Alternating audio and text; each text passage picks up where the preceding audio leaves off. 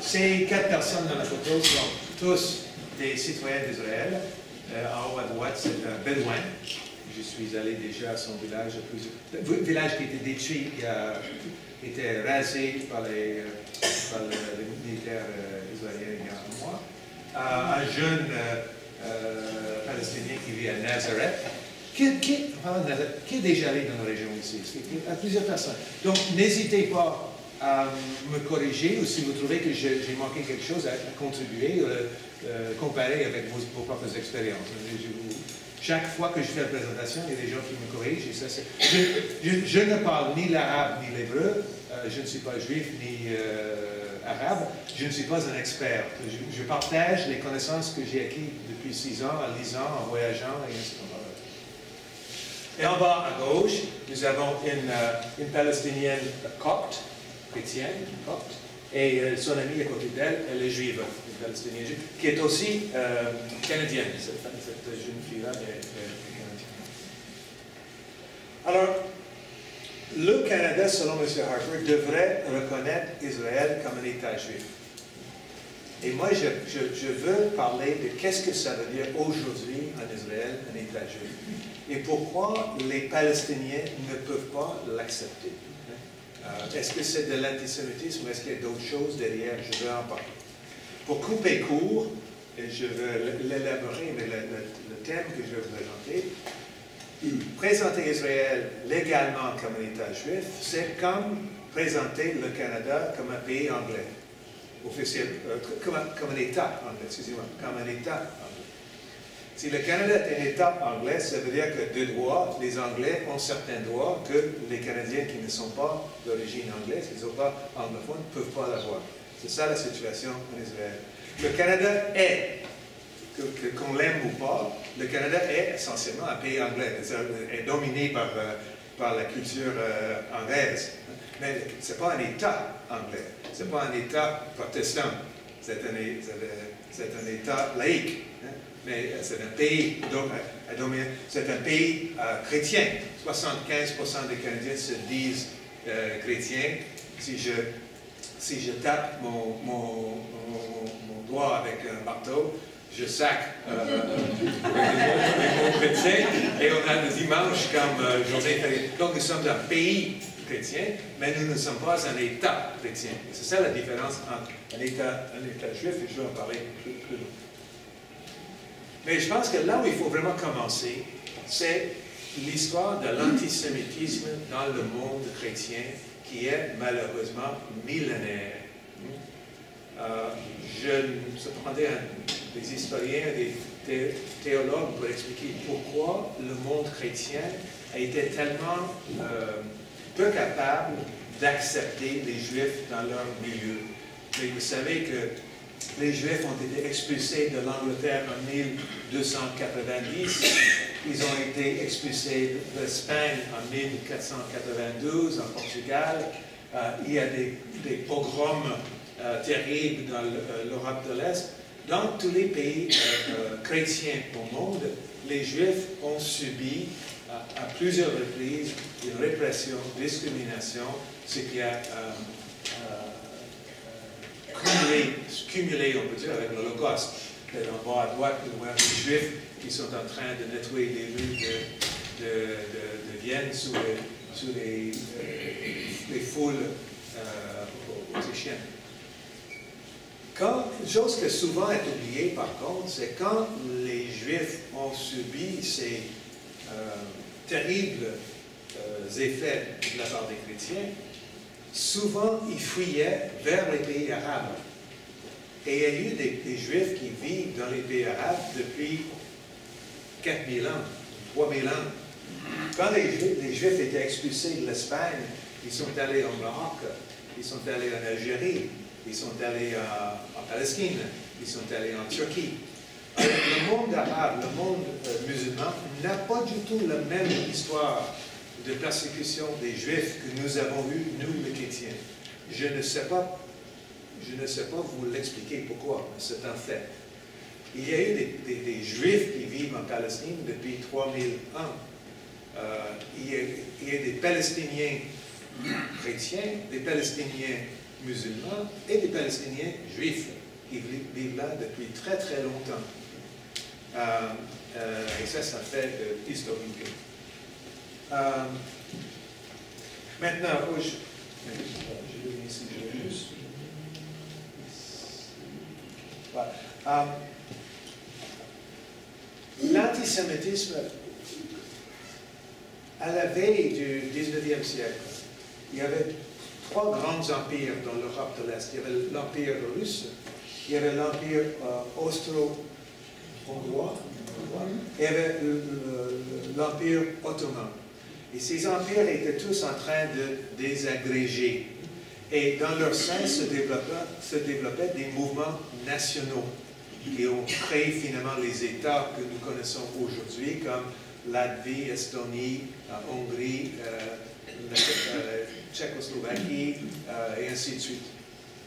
Dans ce mouvement-là, l'antisémitisme était renforcé, était de plus en plus fort, et les Juifs avaient très peur pour leur avenir. Et ça a amené un Juif autrichien, Theodor Herzl, de proposer l'idée d'un État juif pour protéger les Juifs. Pour lui, la seule façon de protéger les Juifs contre cette série de montantes de persécutions est de créer un État pour eux. Et dans la Première Guerre mondiale, alors que l'Angleterre était en conflit avec l'Allemagne et avec l'Empire ottoman, les Britanniques ont promis de créer une patrie pour les Juifs en Palestine. Alors, les Britanniques ne contrôlaient pas la Palestine à l'époque, c'était sous les Palestiniens, sous les Ottomans. Et en fait, j'imagine en parlant à une audience franco-ontarienne ou de culture française, ça vous étonnerait beaucoup de savoir qu'Angleterre a joué un double jeu. Ça vous étonne, non? Angleterre avait promis aux Arabes que vous joignez avec nous pour lutter contre les Ottomans et on va vous donner la liberté, l'indépendance. Vous vous souvenez de Laurence d'Arabie? C'est ce qu'il faisait. Hein? Il se battait avec les Arabes contre les méchants Turcs pour donner la liberté aux Arabes. Mais en même temps, l'Angleterre promettait aux Juifs, si vous vous battez avec nous, on va vous donner une patrie en Palestine. Donc, l'Angleterre promettait les deux. Ben, comme avec les liens français que vous avez, cette partie-là, vous aimerez peut-être moins, parce qu'en même temps, l'Angleterre ne faisait pas double jeu, l'Angleterre faisait triple jeu, parce que l'Angleterre a fait un pacte secret avec la France pour diviser cette région. Ça s'appelle le Sykes-Picot, traité Sykes-Picot. Et la promesse, c'est que la France prendrait le contrôle de la Syrie et du Liban, et l'Angleterre aurait le contrôle sur Palestine, Jordanie, Irak. C'est ça qui est devenu. Donc, l'Angleterre faisait triple jeu, les Français ne faisaient que double jeu.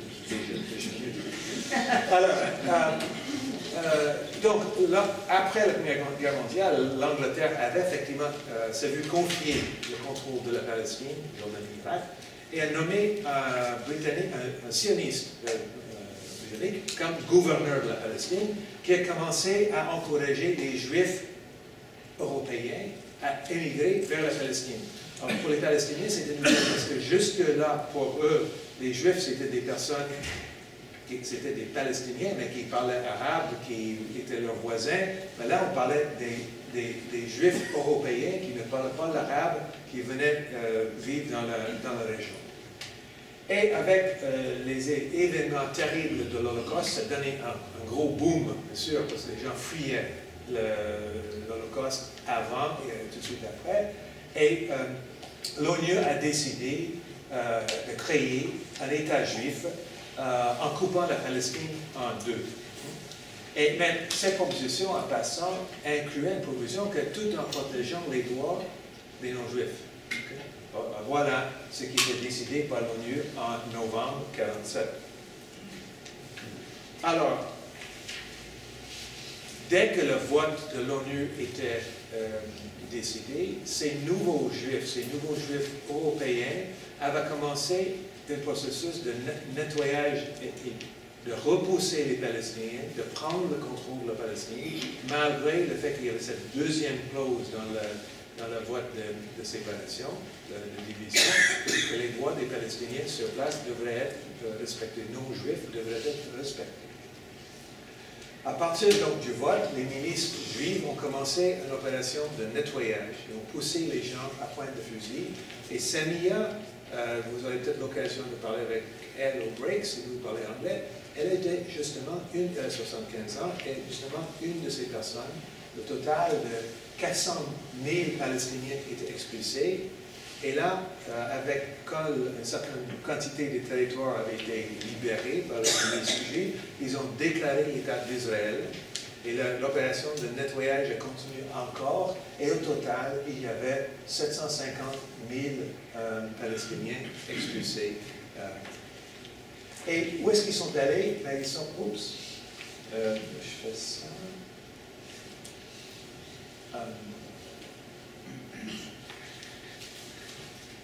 Okay. Là, ça, c'est les flèches montent. Alors, Samia vient de Jaffa et sa famille est venue ici à Gaza. C'est le centre. Alors, il y avait des gens qui sont allés directement par bateau en Égypte, des gens qui sont allés en Liban, des gens qui sont reculés dans l'intérieur pour se sauver de l'attaque, d'autres qui sont allés en Syrie, au Liban ou en Transjordanie. Alors, pardon, monsieur. Oui. Vous dites les milices juives ont expulsé les Palestiniens. Oui. Alors, les milices juives étaient armées. Oui. Et les Palestiniens ne pouvaient pas se défendre? Ils étaient prêts. C'est une bonne question. Je vais donner une petite réponse maintenant et on pourrait en parler dans la période des questions. Je vous ai mentionné que l'anglais avait promis intimité l'indépendance, avait laissé croire aux Arabes qu'ils étaient pour avoir l'indépendance.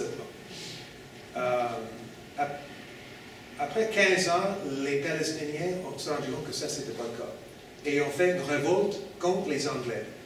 Révolte de 36 à 39.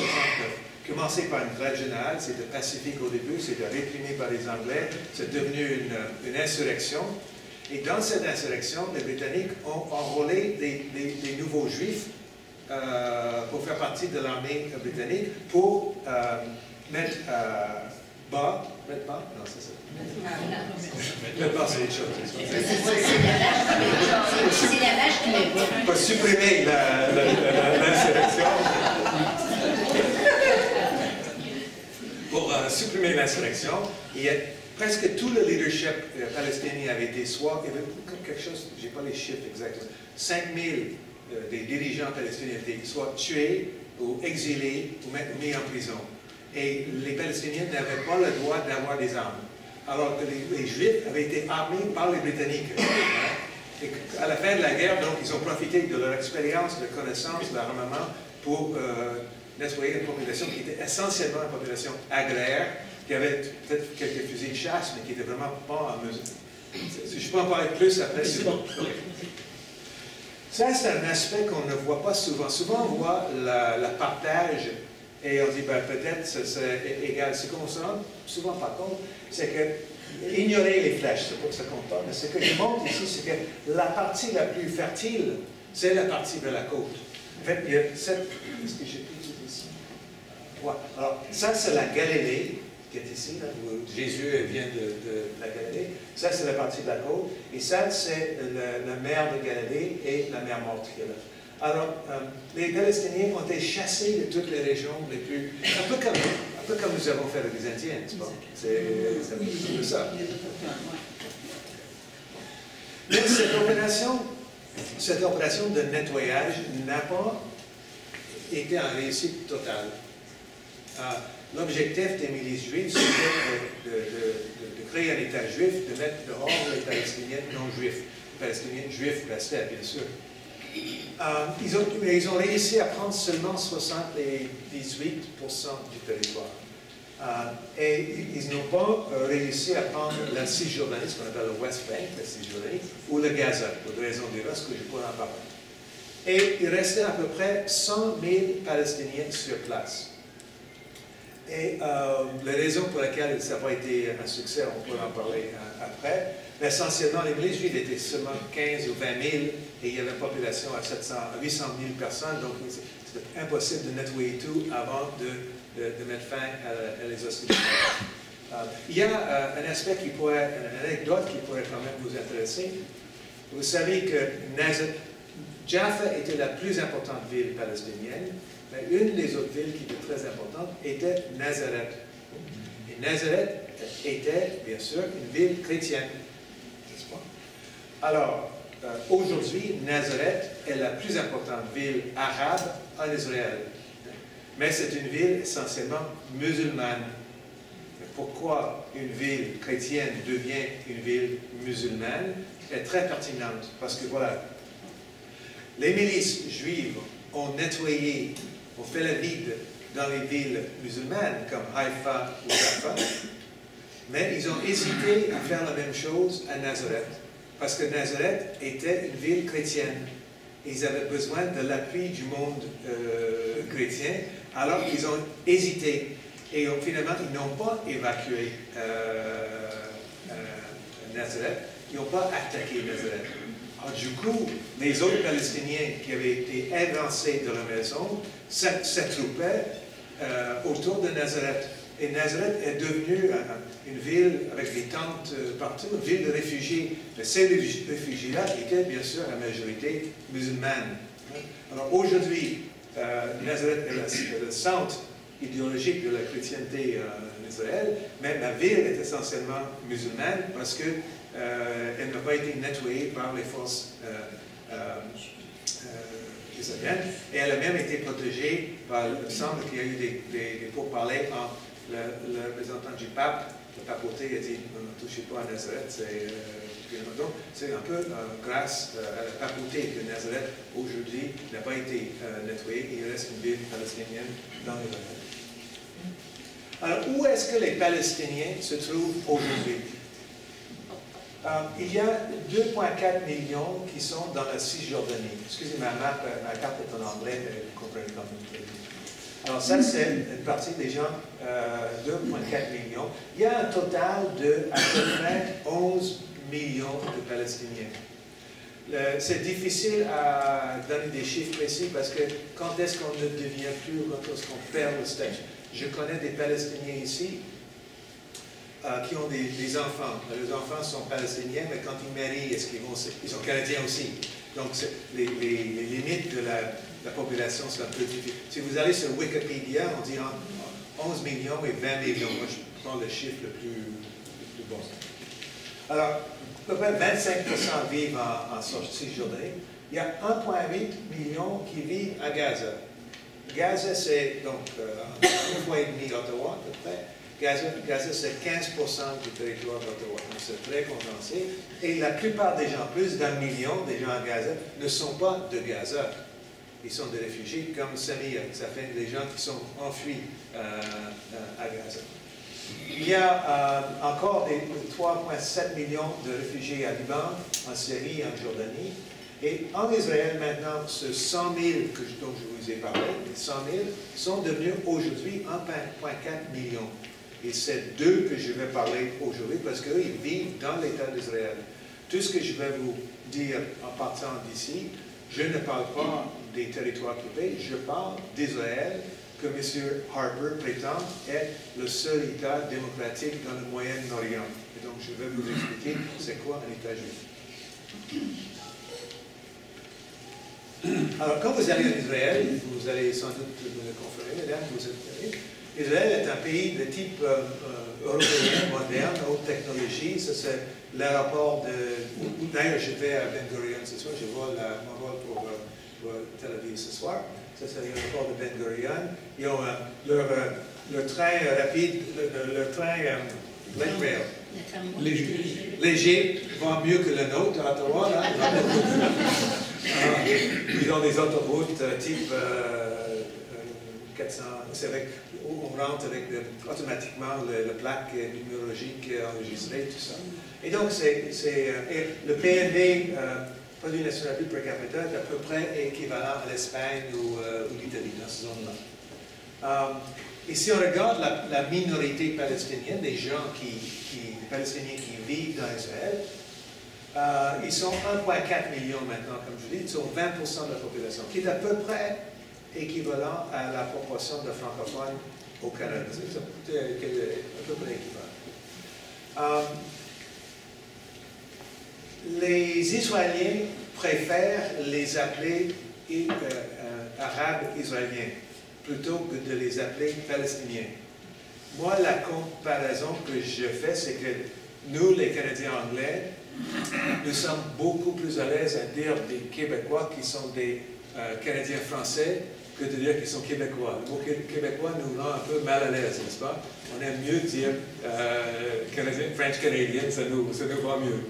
Alors, pour les Israéliens aussi, ils préfèrent dire Arabes israéliens, mais en fait, ils sont Palestiniens. Ils sont à grande majorité musulmane. Ils sont citoyens d'Israël. Ils sont citoyens d'Israël, c'est 1,4 million. Alors, ils ont un passeport, ils ont droit de vote, ils sont représentés à la Knesset. Ils ont à peu près 10% des sièges à la Knesset, qui est leur parlement. Ils ont l'éducation gratuite de le jardin d'enfance jusqu'à la fin de l'école secondaire, n'est-ce pas? Ils ont le droit d'élire leurs propres autorités, comme aujourd'hui on a le choix on a le droit d'élire qui on veut. Ils sont éligibles à l'élection à la Cour suprême. L'arabe est reconnu comme langue officielle en Israël. Il y a une liberté de culte et ils préfèrent vivre en Israël. C'est pas pire, n'est-ce pas? Ça semble assez bien.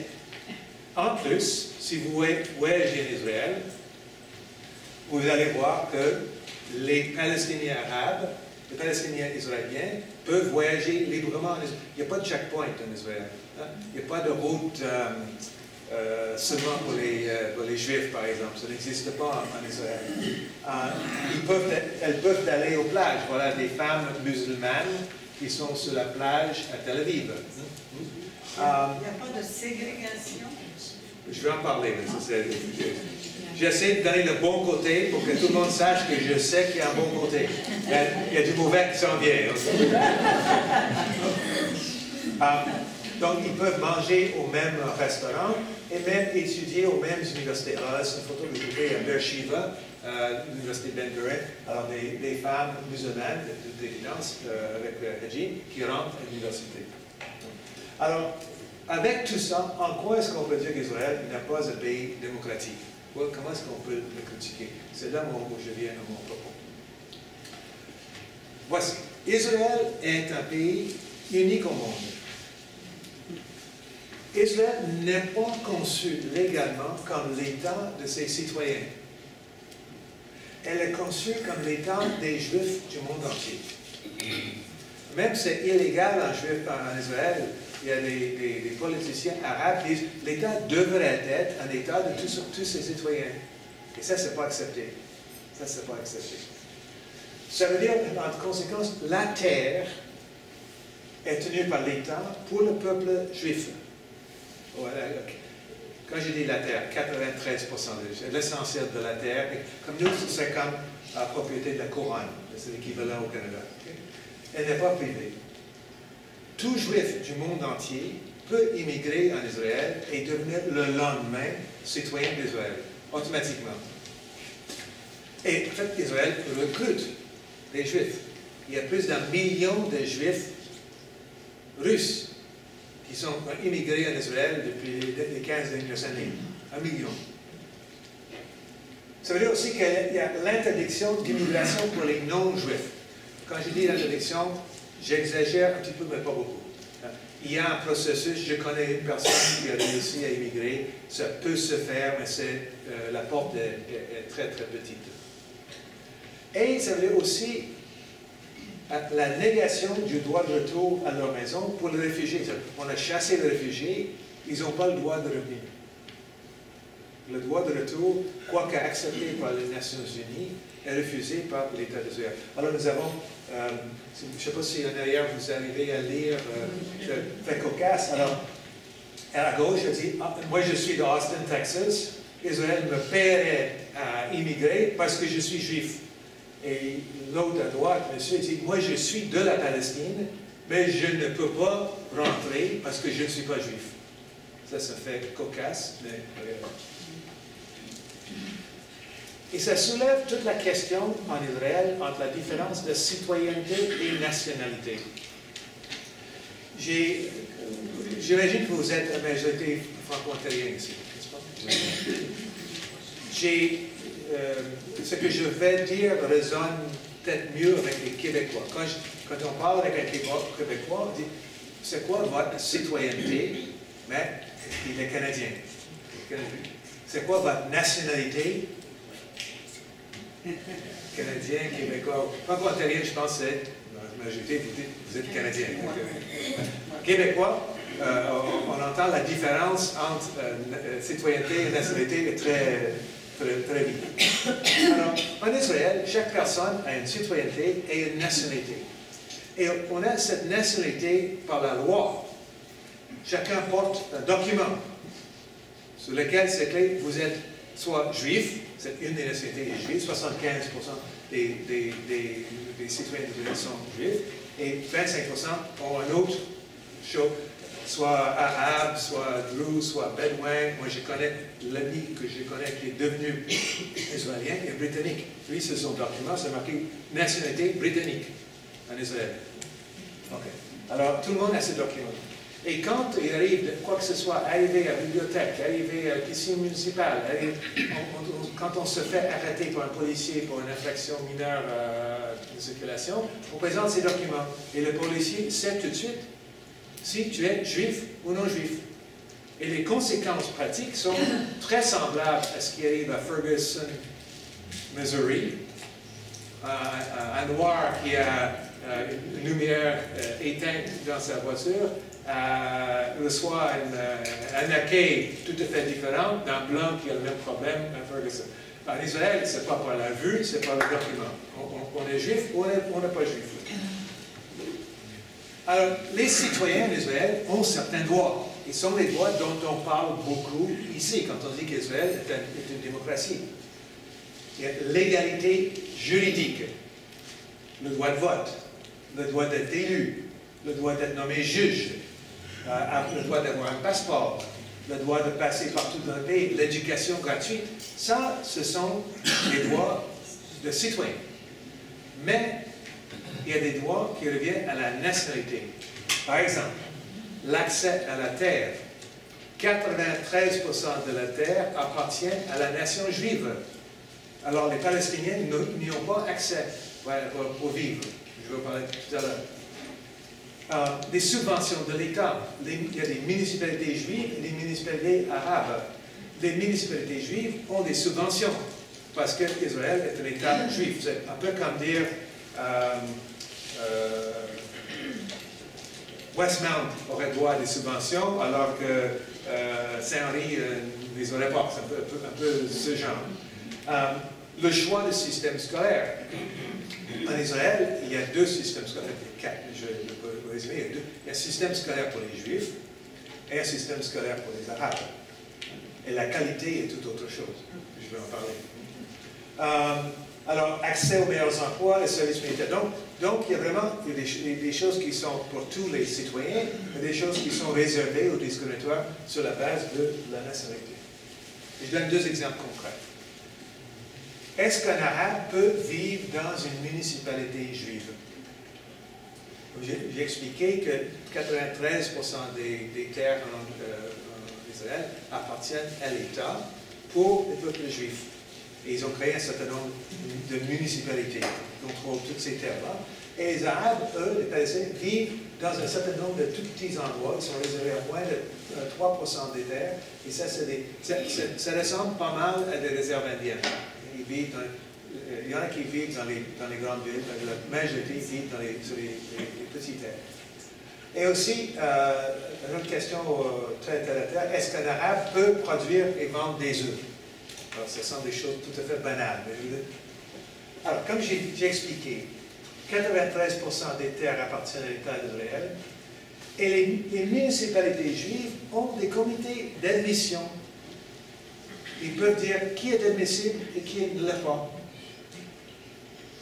Alors, il y a eu un cas très célèbre où un architecte palestinien arabe, palestinien-israélien, qui voulait améliorer son niveau de vie, améliorer les possibilités pour ces jeunes et avoir accès à une municipalité juive.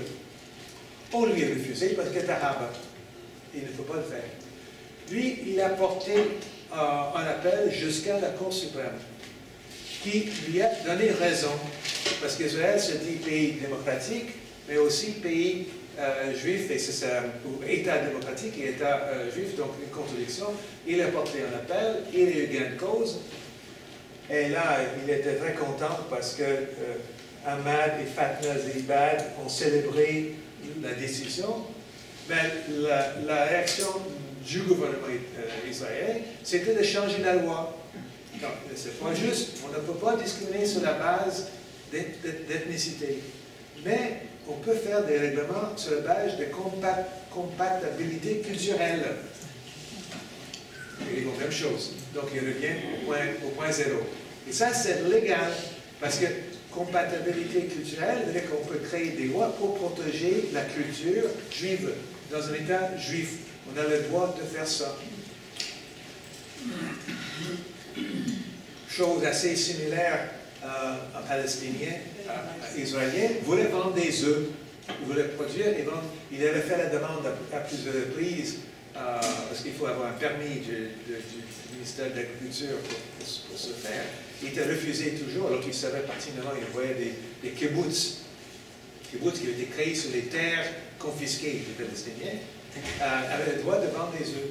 Alors finalement, il a porté jusqu'à la Cour suprême en prétextant que c'était discriminatoire. Effectivement, l'État, dans le procès, a révélé que la production et la vente des œufs était réservée aux Juifs qui avaient immigré. C'était une façon de les encourager, d'encourager le développement de l'économie juive.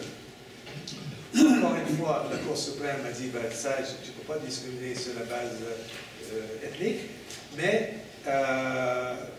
ce qui est arrivé dans ce cas-là, c'est que le ministère de l'Agriculture a créé des critères de qualité qui ont fait que, de fait, un petit producteur arabe n'arrive pas à le faire. Il faut avoir une certaine quantité, contrôle.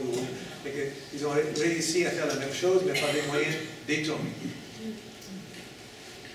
Alors, les conséquences dans Israël pour les Palestiniens, on voit les conséquences socio-économiques.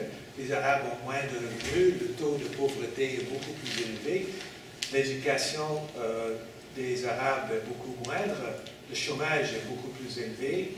Et ça, c'est les chiffres officiels. On me dit que ce chiffre-là ne représente pas vraiment, mais c'est les chiffres officiels que j'ai. Alors là, je vais vous montrer la conséquence pratique. Deux villes voisines. Alors ça, ce petit village-là, Kufr Qasim, c'est là où je vais dormir demain soir. Ce soir, je dors dans l'avion, j'espère dormir dans l'avion. Le lendemain, je serai à Kufr Qasim, qui est un de ces petites villes, type réserve indienne en Israël. Et à côté, il y a une grande ville juive, à côté.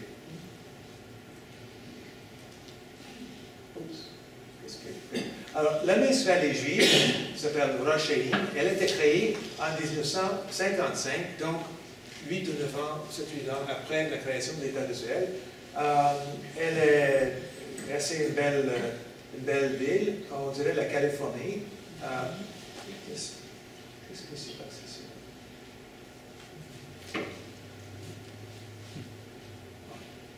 Ça, c'est pas du tout ce que je voulais faire. Je suis... Voilà. Alors, Rosh Haim est une municipalité juive en Israël assez typique, une municipalité qui a ce comité d'admission pour faire certain que les Arabes ne peuvent pas rentrer. Alors voilà le village de Kufr Qasim que j'ai dit, c'est pas la pauvreté pure, c'est pas Biafra, c'est pas... mais c'est les trottoirs sont mal menés, il n'y a pas de service de nettoyage pour les rues, beaucoup des rues ne sont pas pavées. C'est passablement entassé, mais comme je dis, pas la pauvreté extrême. Et si on regarde un peu les statistiques, les deux villes à côté, 2 kilomètres l'un de l'autre. Kfar Qasim était fondé quelque part dans le temps, il y a plusieurs centaines d'années. Rosh Ain était fondé en 1955. Kfar Qasim est 100% arabe, donc palestinien. Selon l'Israeli Bureau of Statistics, Rosh Ain est 99,5%. Il y a peut-être un Filipino ou quelques bonnes qui sont là, mais c'est essentiellement juif. La superficie de Rosh Ain, c'est 2 fois plus, et le revenu moyen est peut-être 2 fois et demi, à peu près plus que dans le village palestinien. Si on compare les services, à Rosh Ain, il y a une bibliothèque, il y a une piscine, il y a un poste de police, il y a plusieurs parcs, 100% des rues sont asphaltées, et un gare des trains, des choses qui n'existent pas dans le village palestinien à côté. Pourquoi? Pourquoi cette différence frappante? Ben, une des choses, c'est qu'il y a cette comité d'admission. Les Arabes ne sont pas admis, ne sont pas acceptés et ne sont pas admis. Rosh Ain, comme une municipalité juive, elle doit des subventions de l'État, parce que c'est une municipalité juive.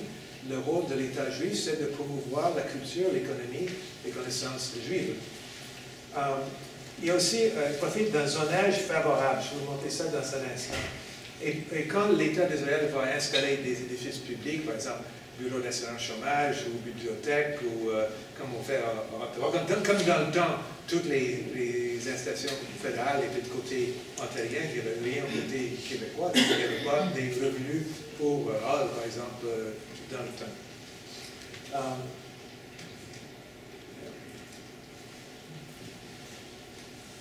Alors, ça c'est donc Kfar Qasim.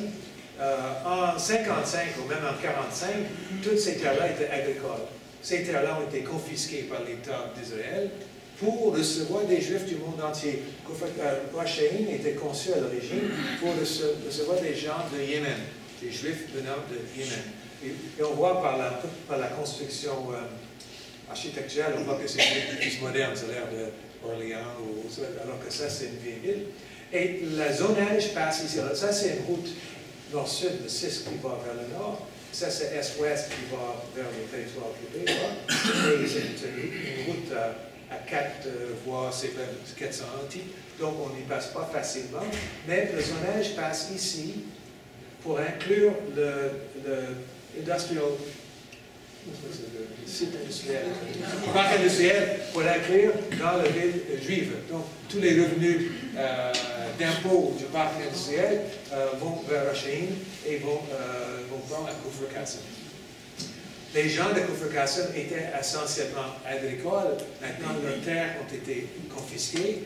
Donc, ils peuvent travailler comme journaliers sur les terres qui appartiennent à des municipalités juives ou des kibbutz. Mais les terres ne sont pas les leurs. Là, je vais parler aussi du système, j'ai mentionné tout à l'heure, le système scolaire. Israël parle de la gratuité scolaire pour tous de kindergarten à la 12e année. Et nous savons très bien que le système éducatif d'Israël est très très fort. Il y a plus de prix Nobel, je pense, en Israël qu'au Canada, n'est-ce pas? Leur système universitaire est très très fort. Israël est très compétitif au niveau mondial. Mais il y a 2 systèmes scolaires différents. Un système pour les Arabes et un système qui est en langue arabe et un système juif en langue hébreu. Alors, moi j'ai envoyé mes enfants à Franco-Jeunesse, donc je sais très bien que nous avons 2, même 4 systèmes scolaires au Canada, mais à toutes les fins pratiques, il y a une équivalence, ou presque une équivalence aussi bien au niveau financier, au niveau de qualité de l'instruction. Vous avez dit l'école à l'école, mais essentiellement, ils sont... Alors, ce n'est pas du tout le cas ici. Le système d'éducation pour la minorité arabe d'Israël fait face à 4 défis principaux. C'est que le financement est très limité, il y a un curriculum qui est complètement juif. Les résultats sont très mauvais et il y a beaucoup d'obstacles à l'éducation supérieure pour les Arabes. En parlant de subventions, Israël dépense en 3 et 4 fois plus par tête pour les jeunes juifs que pour les jeunes arabes. Ces chiffres-là ne sont pas officiels, ne sont jamais publiés. J'ai entendu ce chiffre à plusieurs reprises. Lors de mon deuxième voyage en Israël, j'ai demandé la question à notre ambassadeur canadien à Tel Aviv. Il a dit, c'est ce qu'on m'a dit, est-ce que vous pensez que c'est véridique? Il dit, je ne peux pas dire le contraire. Il n'a pas voulu confirmer que c'était ça, mais il n'a pas dit que c'est un mensonge complet. Et on le voit par la qualité, le manque de gymnase, les vieux textes, le manque des écoles sont vétustes. Ça, c'est un inspecteur d'école. J'ai passé une journée avec lui en arabe. J'ai passé une journée avec lui à Haïfa à visiter des écoles arabes. Oui, madame. Vous avez dit que le curriculum était juif. À Oui. ce moment-là, qu'est-ce qu'on fait pour la religion? Est-ce qu'on enseigne la religion juive dans les écoles arabes? Ou... Je vais parler du curriculum de l'instant, mais j'avoue que ça, c'est une question que je n'ai jamais posée. C'est une bonne question, je n'ai jamais posé ça. Mais je vais revenir sur la question du curriculum. Alors, le résultat, c'est que 75% des jeunes palestiniens lâchent l'école avant la fin de l'école secondaire. Alors, moi, j'ai passé une journée à Jérusalem dans une école arabe. Celle-ci, c'est une école anglicane. Et à Jérusalem. Donc, ce n'est pas une école publique, c'est une école anglicane. Une chose qui m'a frappé, c'est que 80% des étudiants sont musulmans. Les parents qui ont les moyens d'envoyer leurs enfants à une école privée préfèrent les envoyer à une école chrétienne parce qu'ils savent que la qualité de l'école qui est offerte dans le système public est tellement mauvaise pour les jeunes palestiniens israéliens, ils ne veulent pas y aller. Et moi, je compare un peu avec un certain nombre de non-catholiques, par exemple, qui veulent envoyer leurs enfants à des écoles catholiques parce qu'ils pensent que la qualité de l'instruction est meilleure, mais ça, c'est en stéroïde. L'objectif de l'éducation en Israël, c'est de préserver la nature juive de l'État, en en enseignant son histoire, sa culture et sa langue. Ça, c'est le State Education Law. Alors, il y a des Palestiniens en Israël, mais tout est sous le contrôle, sous le ministère de l'Éducation d'Israël. Comme de raison, au Canada, le système francophone comme le système anglophone, tous les deux du ministère de l'Éducation de l'Ontario. Ça, c'est normal.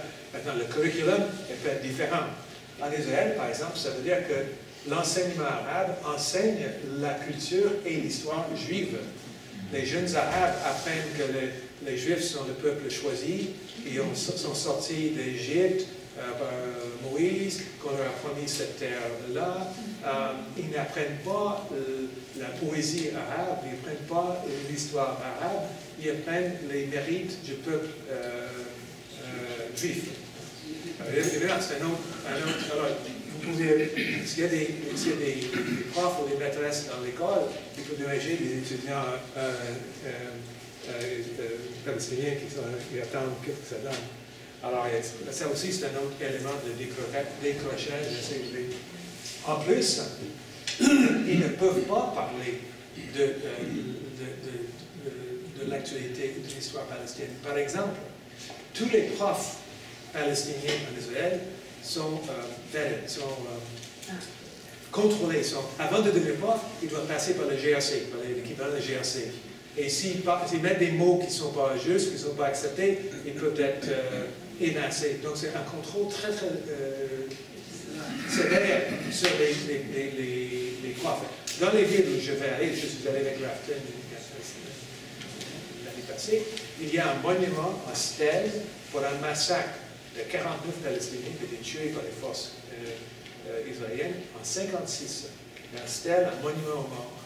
On n'a pas le droit d'en parler à l'école. Alors tout le monde le sait, tous les jeunes le savent.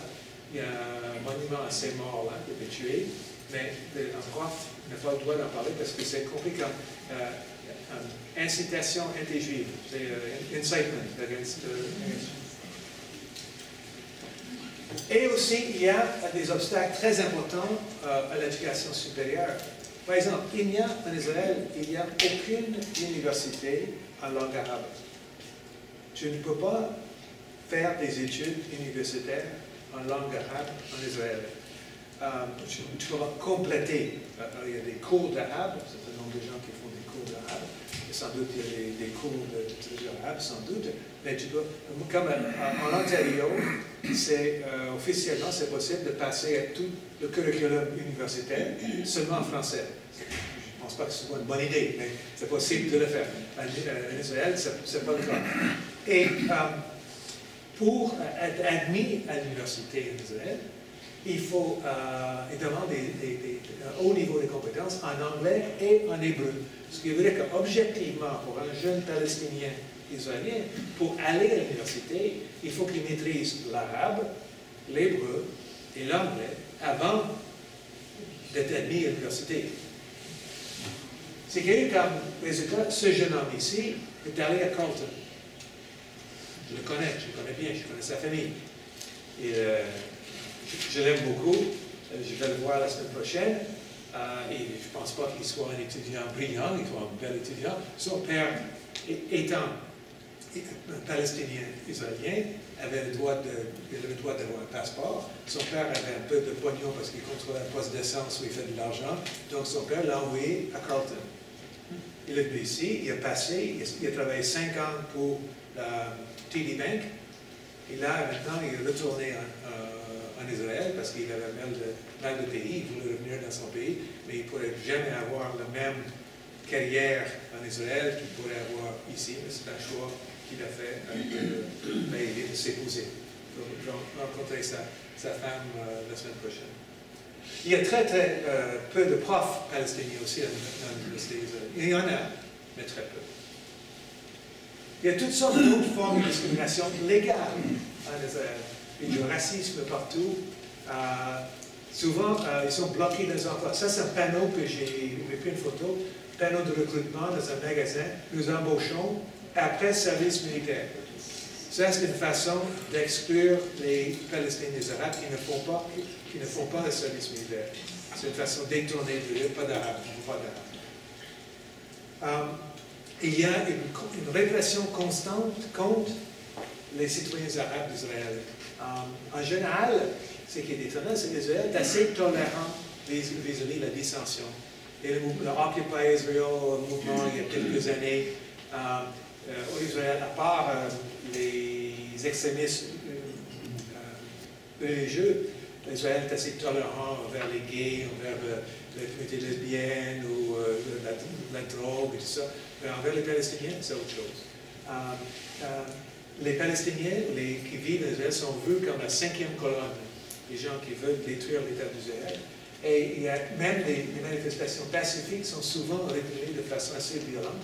Et même moi j'ai un député arabe qui m'a dit que souvent les députés sont visés par la police parce qu'ils ne veulent pas qu'il y ait un leadership politique à cette révolte. Ça, c'est une photo d'une manifestation cet été des Palestiniens à Nazareth, justement, qui protestaient contre le bombardement de Gaza.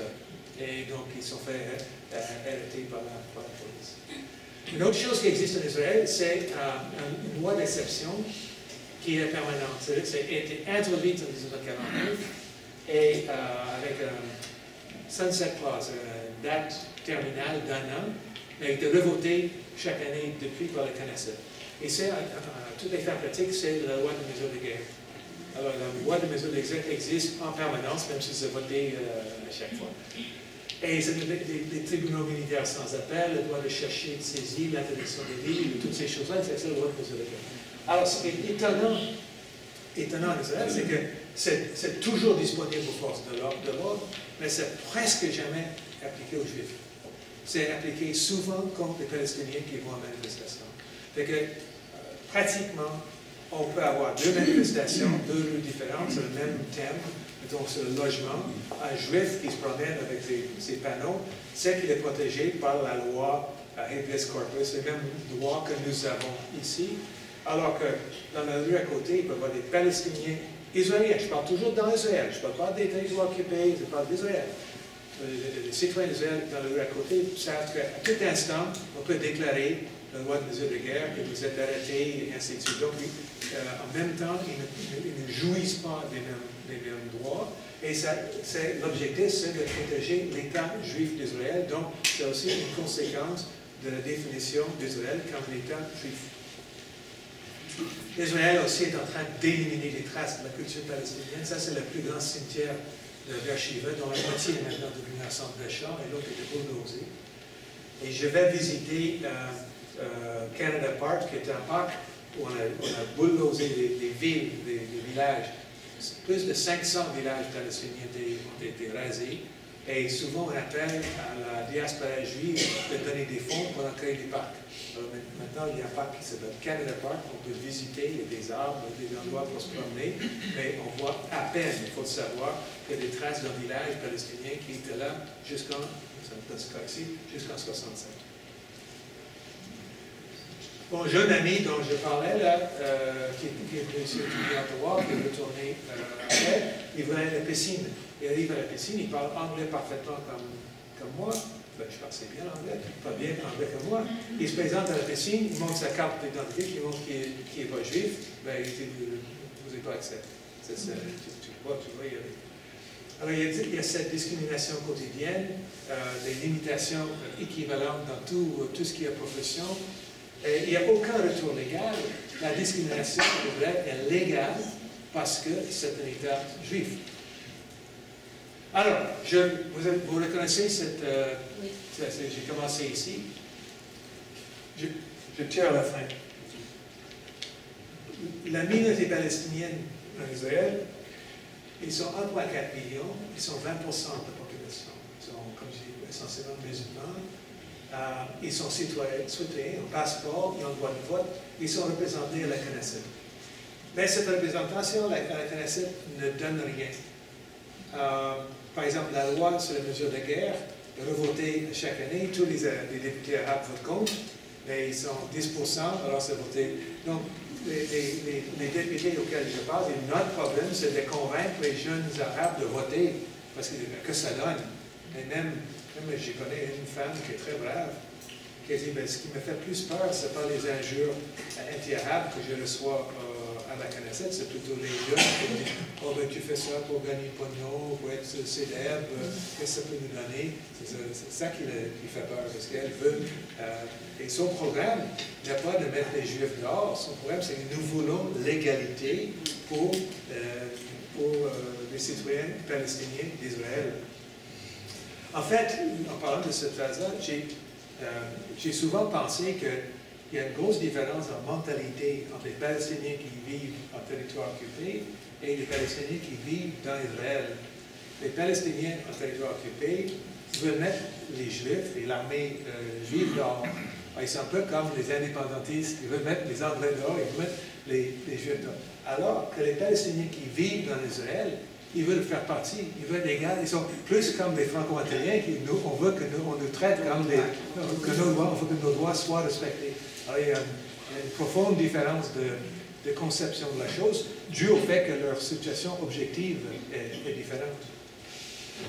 Alors, comme j'ai dit, ils ont l'éducation gratuite, mais c'est vraiment d'une piètre qualité. La qualité n'est pas là du tout. Ils ont le droit d'élire leurs propres autorités municipales, mais ces municipalités n'ont presque aucun pouvoir, ils n'ont pas d'assiette financière, ils ne peuvent pas imposer des taxes, les gens ne travaillent pas, ils ne peuvent pas faire des écoles, ils ne peuvent pas faire des parcs, ils ne peuvent pas faire des choses. Donc, c'est un droit qui ne donne pas grand-chose. C'est vrai qu'ils sont éligibles à la Cour suprême. Alors, voici un arabe qui est membre, justement, de la Cour suprême. Mais dans les 64 ans de l'existence d'Israël, il n'y a eu que 2. Et un a duré 6 mois. Donc, quand on dit qu'ils sont éligibles à la Cour suprême, c'est beau à dire. Mais quand on voit dans les faits, ça n'arrive presque pas. L'arabe est reconnu comme langue officielle. Alors, quand un Canadien entend ça, on s'imagine loi des langues officielles, office des langues officielles, le droit de porter plainte. En Israël, ce n'est pas comme ça du tout. L'arabe est la langue officielle, et il n'y a pas une seule université arabe. Dans le Knesset, tout se passe en hébreu. vous avez le droit de parler en arabe, il n'y a pas de traduction simultanée, donc il n'y a personne qui écoute. Tous les comités se passent en hébreu.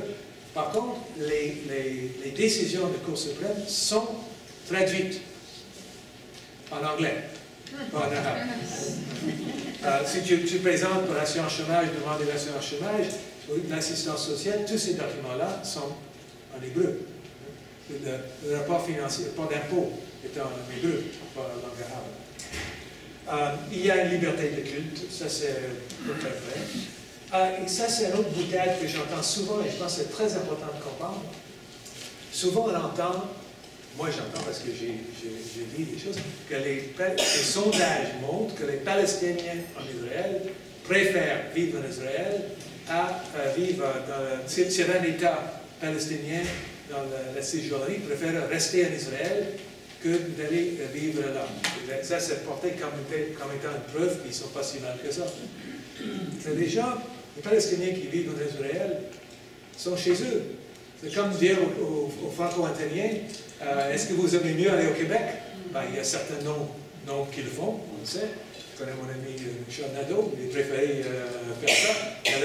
Moi, je suis ici, ce que je cherche, c'est des droits. Ce n'est pas aller vivre, créer une nouvelle vie dans une autre société. Donc, je trouve que cet argument, pour moi, n'a pas beaucoup de poids. Alors, voici mes conclusions. Ça, c'est à Haïfa. Est-ce qu'il y a des Bahaïs ici? Deux, voilà. Bienvenue. Alors, la première chose, c'est qu'Israël est un pays de type européen avancé, avec un degré avancé de développement économique, politique et légal. Ils ont le Parlement, ils ont des droits, la Cour suprême, les groupes, etc. Et Israël a plusieurs éléments d'une démocratie libérale occidentale, dont une loi fondamentale qui déclare l'égalité de tous ses citoyens. Ça, c'est la loi fondamentale israélienne. Mais il y a contradiction parce qu'Israël se définit aussi comme un État juif. Et c'est pour ça que les choses sont portées devant la Cour suprême. Il y a cette contradiction entre égalité et judaïsme. Voilà. Et la préférence aux Juifs, qui équivaut à la discrimination contre ces citoyens palestiniens, en éducation, en emploi, logement, propriété de la terre, etc., est légale et très souvent appuyée par les tribunaux. Et en passant, c'est très important de se dire, ça dépend de votre document, ça ne dépend pas de votre croyance. Il y a beaucoup de Juifs, même je dirais probablement la majorité des Juifs en Israël ne sont pas Juifs religieux, pratiquants, croyants. Ils sont Juifs. C'est plus comme être blanc ou noir. Sauf qu'au lieu de porter le document dans la figure, vous avez un document légal. C'est plus comme ça. La troisième conclusion, c'est que la situation des Palestiniens qui sont citoyens d'Israël n'est pas pareille à celle de l'occupation de Syrie. On parle beaucoup des colonies, on parle des checkpoints, on parle du mur qui va déloger des villages. On parle beaucoup de ça. Mais on ne parle pas beaucoup de la situation des Palestiniens qui vivent dans Israël. On accepte l'idée, je pense qu'on accepte l'idée de Netanyahu, c'est que les Italiens ont un État, les Français ont un État, les Britanniques ont un État, pourquoi pas les Juifs? Ça, c'est l'argument. Et à première vue, ça semble logique. Pourquoi pas les Juifs? Mais ce qui est important en Israël, en France, en Italie, ou en Angleterre, les gens qui ne sont pas britanniques, s'ils sont citoyens d'Angleterre, ont les mêmes droits. Vous êtes Canadien anglais, Canadien français, Canadien irlandais, Canadien italien, vous avez les mêmes droits. Donc, ce n'est pas un État canadien-anglais. Israël est un État juif. Vous avez les citoyens d'Israël qui sont juifs, ont les droits que les autres n'ont pas. La quatrième conclusion, c'est que dans l'État d'Israël, les Juifs ont pu devenir majoritaires avec l'expulsion des Palestiniens qui étaient non-juifs. S'ils avaient laissé, en 1948, les 2 tiers de la population étaient soit chrétiens ou musulmans. Alors, ils ne pouvaient pas devenir un État juif et démocratique s'ils laissaient les gens là. Donc il fallait les expulser pour que là, ils puissent dire nous sommes démocratiques parce que nous avons un Parlement. Et le maintien de cette majorité dépend sur le refus du droit de retour de réfugiés. Vous ne pouvez pas revenir. Parce que si vous revenez, vous n'êtes pas juif, donc on n'aura plus notre majorité juive. Alors moi, je pense, comme la dernière conclusion, c'est que l'appui du Canada à l'idée d'un État juif est très problématique pour des personnes qui croient à la démocratie et à l'égalité. C'est un problème très fondamental, selon moi. Alors, ça c'est ma présentation. Je vous remercie de m'avoir écouté. Je propose de prendre une pause. Parlez entre vous, parlez avec Samia, c'est très gentil. Parlez avec Grafton est venu avec moi l'année passée. Ensuite, on reviendra avec des questions posées. Merci beaucoup.